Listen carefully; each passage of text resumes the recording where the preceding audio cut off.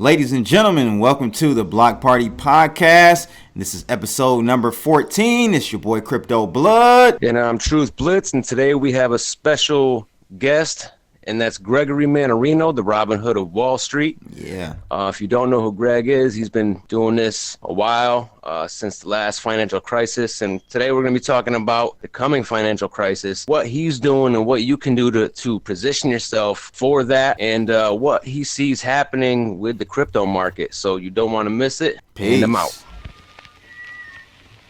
This the story of Crypto Blood and Truth Blitz. Ask them a cliff high what the truth is. They was just talking about the blockchain. That's when they heard Janet yelling and the cops came. They said, give me all your Bitcoin and lock aim. Then Jamie Dimon showed up and the shots rained. So they hopped in a Lambo and took off fast. Welcome to the Block Party Podcast.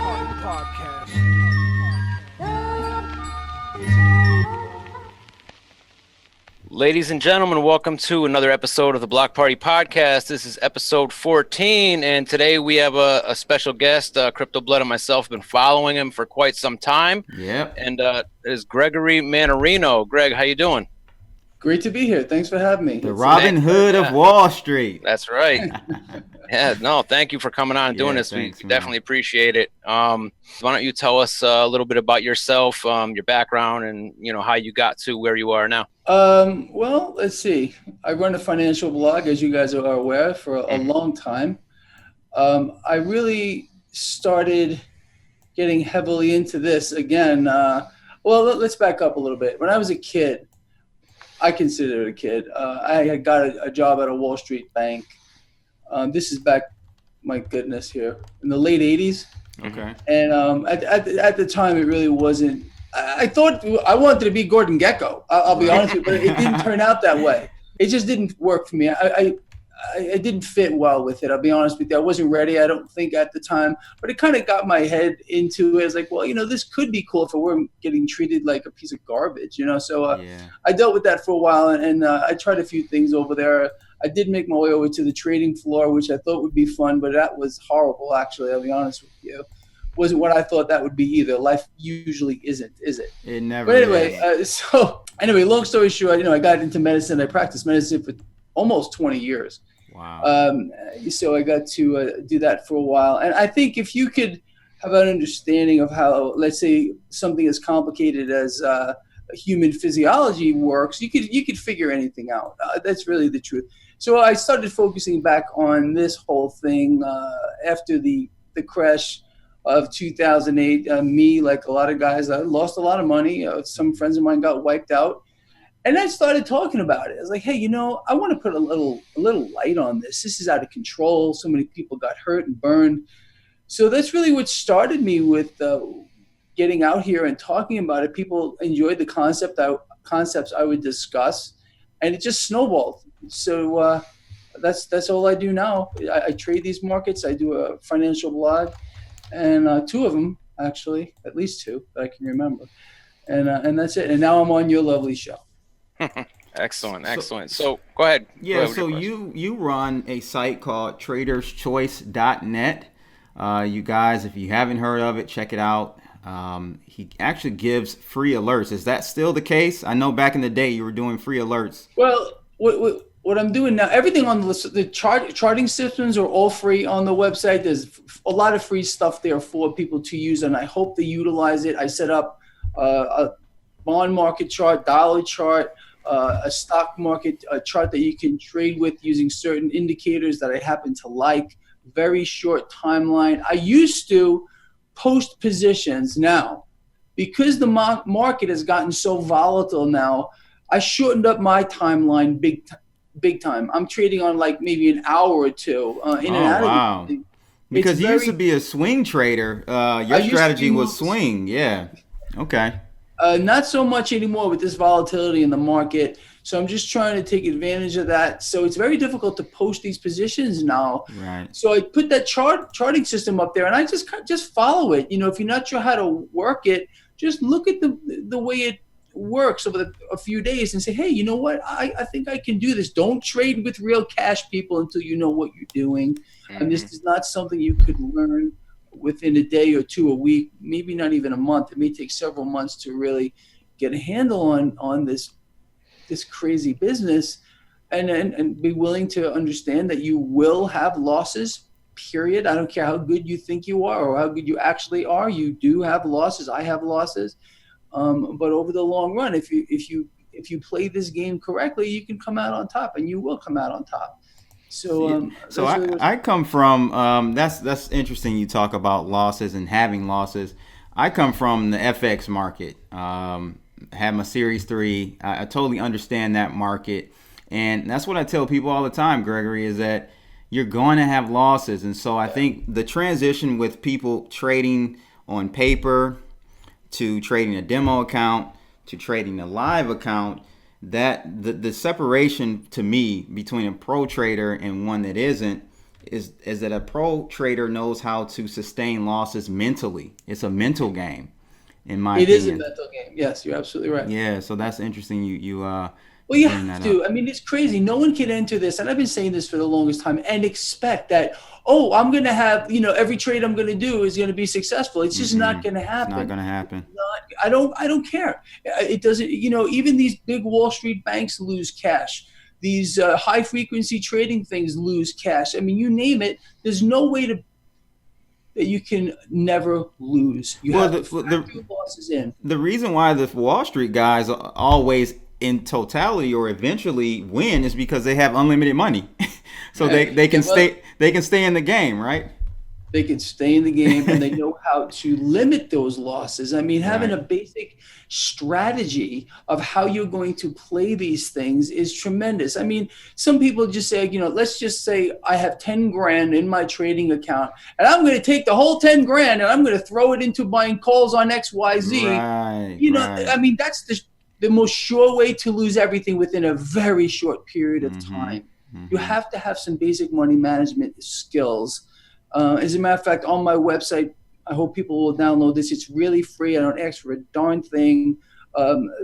Just go to my publications page, look for the picture of Gordon Gekko, honestly, and you'll see the one rule you must never break when trading stocks, and that's how to basically have just a basic understanding of money management skills. How to enter those trades, how to add to them only when they're moving in the right direction, minimize your losses, maximize your gains. If you do this over time, you will do well. If you do not, I guarantee you that you will lose. Yeah, I've never played in any markets until I got into cryptocurrency, and Crypto Blood has told me many times, you need to have a strategy for whatever position you're getting into, because in this market, people either hodl, they hold, or they're traders, and I have no trading background, so it's easy to either get emotionally tied to a position, and if you don't have really a game plan or a strategy, you can really screw yourself over pretty good. So absolutely. I mean, if you don't know what direction you're going, you're in a lot of trouble with anything in life. I mean, it doesn't even have to be trading. I don't care what it is. How about what I'm going to have for dinner? I don't know. Right. You got to have a plan. Without a plan, you're in a lot of trouble. I don't care what you want to do in life here, especially when it comes to this kind of business where it's volatile and there's a lot of emotion involved here. Look, it happens to me too. I mean, I've made thousands upon thousands upon thousands of trades over the years, and once in a while, I get emotionally attached to one for some reason. I can't even tell you. I'll be like, no. I know it's going to turn around. No. I can't be wrong. Can I be wrong here? Yeah. You got to be willing to accept that, and I think that's where a lot of people, no matter what you're trading, get hurt. Don't get married to your position. You get married to that position, you're in a lot of trouble. Understand that it's just a stepping stone to your next position, whether it's a win or a loss. And if you can get that, at least try to get that emotional factor out. That's a big part of being successful. And accept the fact that you're not going to get it right all the time, no matter how strongly you feel about whatever asset you might be investing in or trading. Don't get married to it. You're going to get yourself in trouble. Right. So, you've been doing this a while, and you have really talked, I know your channel really came up out of the previous financial crisis. So, you talk about it all the time. We're approaching another financial calamity, and really, what I want to know is how bad is this next financial crisis going to be, in your opinion? Well, it's at least going to be as bad as the last one and the one before that and the one before that. But I think this one's going to be a lot worse.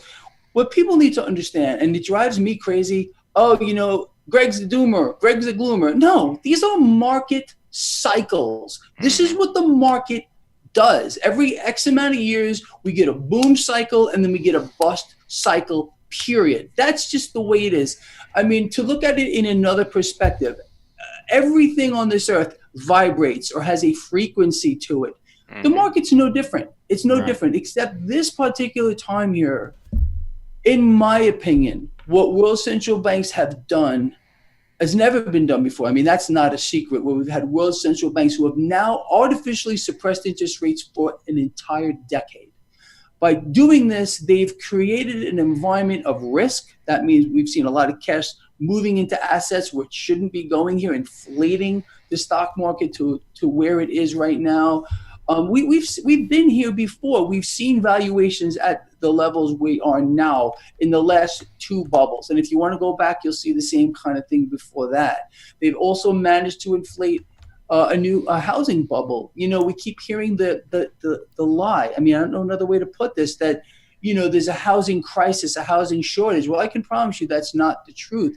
We have a shortage of affordable housing, not housing. They're building everywhere. I live out here in Las Vegas. You guys are welcome to come visit me anytime you want, and I can show you everywhere they're building. The house I'm in right here, this is brand new. This was built, I just moved in here two months ago.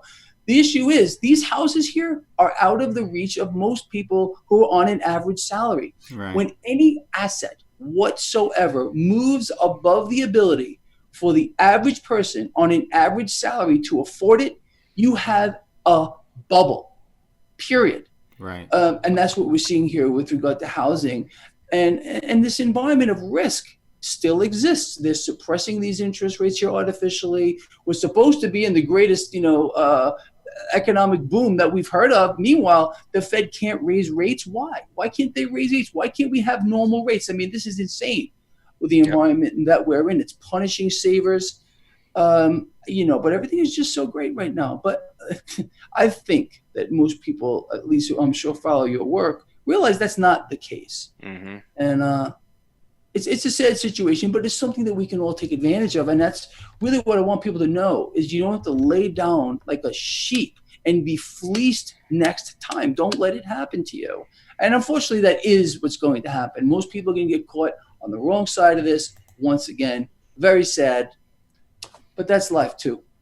So give us a scenario for the next crisis. How do you see it playing out? Do you see, bond yields inverting? Do you see a restriction in capital and liquidity, interbank lending?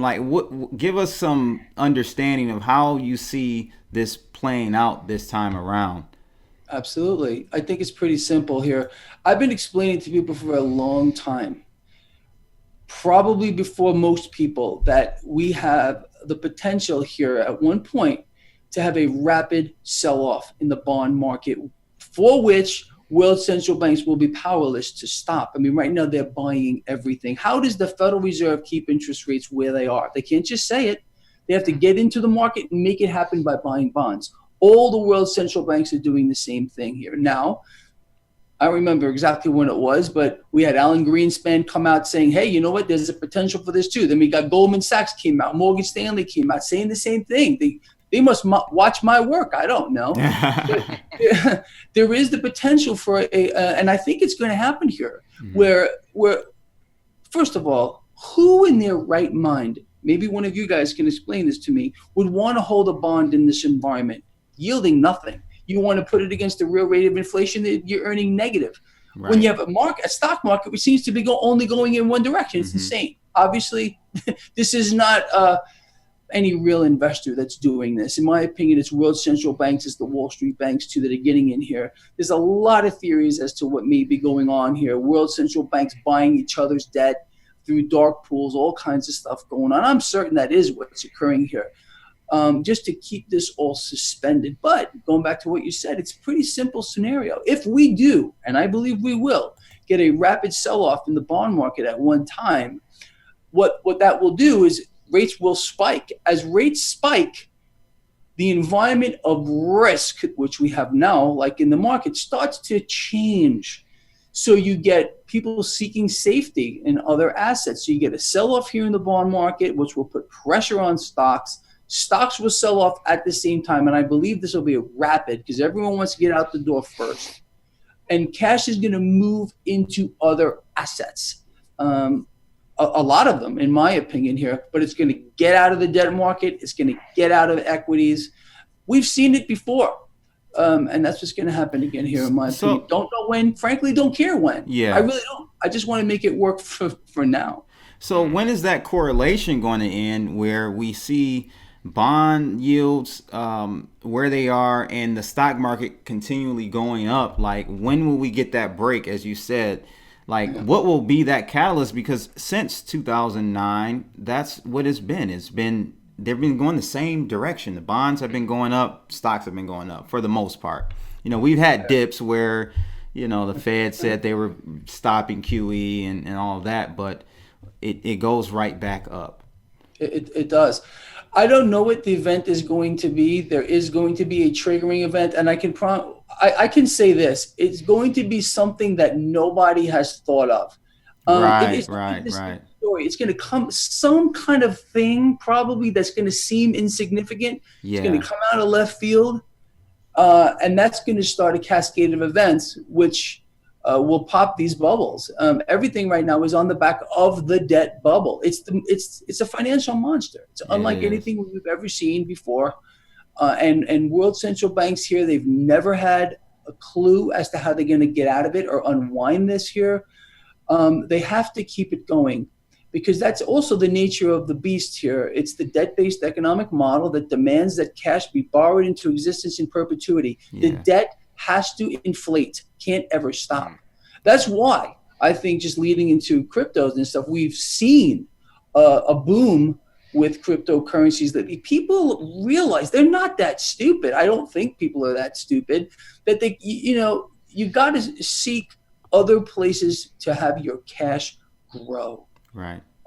Unfortunately, Wall Street seems to have got their hands on Bitcoin. I don't know if you follow my work, but I warned everybody when the futures exchanges came out that they should, when Bitcoin was at 20,000, I said, dump it, get rid of it now. I saw the writing on the wall. I knew it. I even outlined for people. There are articles that I wrote on my Steam It blog where I outlined for people how it would work. I got laughed at, ridiculed, and everything you could think about, but I nailed it to the wall. I told everyone how it was going to play out, and it's exactly what happened. I want Wall Street to keep their hands off of cryptocurrencies. It kills me that they got to get their long hands on every single thing so they can rig it, twist it, do whatever they want with it. I had a lot of hopes here. I did too, Gregory. But now I don't think so, man. I'm very disappointed. Actually, not even in the people from Wall Street coming into this space, but the people in this space. The people in this space are looking for regulation. They're literally looking for Wall Street to come in to validate cryptocurrencies to make the prices go up. And I hate that, man. Yeah. I think it's insane. Why? It never works. It's right. People, look, here's the thing. People don't understand, I believe, the mechanism or the machine that is Wall Street and what they're capable of doing in collusion with world central banks, with each other. It's an incredible system. It really is, and it never works for us. This sadly needs to be unregulated, free. Isn't that what this was supposed to be from the get-go? Exactly. When we lost sight of that, it took me a long time to understand this whole asset class. I'm going to be honest with you. For a long time, I didn't look at it. I didn't think about it. I know. I'm an old dude. I'm 52. Right. I am old school in many ways. So am I 52 or 53? I think I'm 52. always ask my wife, how old am I? Yeah, same thing. Me It's too. so funny, isn't it?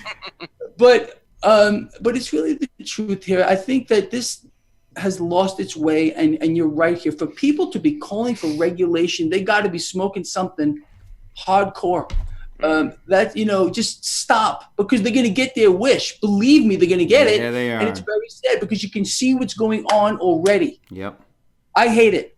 I still own cryptos. I own Bitcoin. I own Litecoin. I own Ethereum. But I'm not adding to these positions at all. I don't know what I'm doing right now with regard to that. But if I do see an ETF or ETFs, if I start to see more regulation, it's all going to go too.